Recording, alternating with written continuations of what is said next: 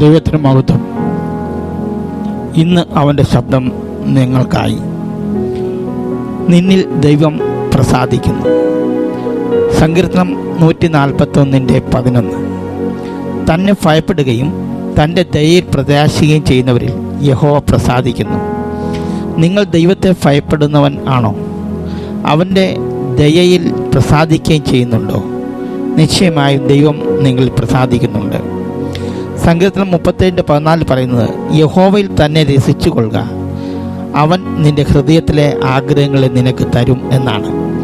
അതായത് നീ ദൈവത്തിൽ പ്രസാദിച്ചാൽ അല്ലെങ്കിൽ രസിച്ചാൽ ദൈവം നിന്നിലും രസിക്കും. ദൈവം നിന്നിൽ രസിക്കുന്നത് കൊണ്ട് അവൻ നിൻ്റെ ഹൃദയത്തിലെ ആഗ്രഹങ്ങളും, അതായത് നിനക്ക് പരസ്യമായി പ്രാർത്ഥിക്കാൻ പോലും സാധിക്കാത്ത നിൻ്റെ ആഗ്രഹങ്ങളെ നിനക്ക് തരും. ദൈവത്തെ ഭയപ്പെടുകയും തൻ്റെ ദയയിൽ പ്രത്യാശ വയ്ക്കുകയും ചെയ്യുക എന്ന് വായിക്കുമ്പോൾ നമ്മുടെ ചിന്ത ഭയപ്പാടിൽ കുടുങ്ങിപ്പോകാൻ സാധ്യതയുണ്ട്. ദൈവഭയവും മനുഷ്യഭയവും ഒരുപോലെയല്ല.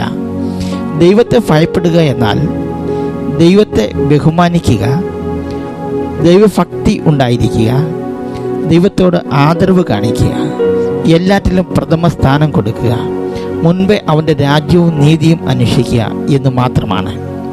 ഒറ്റ വാക്കിൽ ലളിതമായി പറഞ്ഞാൽ, ദൈവത്തെ ഭയപ്പെടുക എന്നാൽ നമ്മൾ ദൈവത്തെ ദൈവമായി കാണുകയും നമ്മൾ ദൈവമല്ല എന്ന് തിരിച്ചറിയുകയും ചെയ്യുക എന്നതാണ്.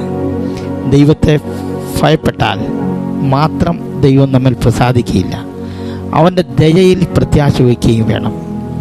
107-ാം സങ്കീർത്തനം 43-ാം വാക്യം പറയുന്നു, ജ്ഞാനമുള്ളവർ ഇവയെ ശ്രദ്ധിക്കും, അവർ യഹോവയുടെ കൃപകളെ ചിന്തിക്കും. ദൈവത്തിൽ രസിച്ചു കൊള്ളുക, അവൻ നിങ്ങളിലും രസിക്കും.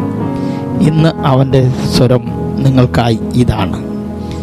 തന്നിൽ മാത്രം നോക്കിടുന്നോർ ശോഭിതരായിത്തീരും, ആയവർ മുഖം തെല്ലും ലജ്ജിക്കയില്ല. തന്നിൽ മാത്രം നോക്കിടുന്നോർ ശോഭിതരായിത്തീരും,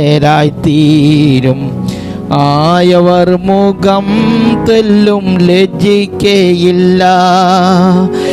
എൻ്റെ ഉള്ളം യാഹിൽ പ്രശംസിച്ചിടുന്നു, എൻ്റെ ഉള്ളം യാഹിൽ പ്രശംസിച്ചിടുന്നു. എൻ്റെ മനസ്സം പ്രിയനിൽ ആനന്ദിക്കുന്നു, എൻ്റെ മനസ്സം പ്രിയനിൽ ആനന്ദിക്കുന്നു. ദൈവത്തിൽ അമിതമായി രസിക്കുവാൻ, അവനെ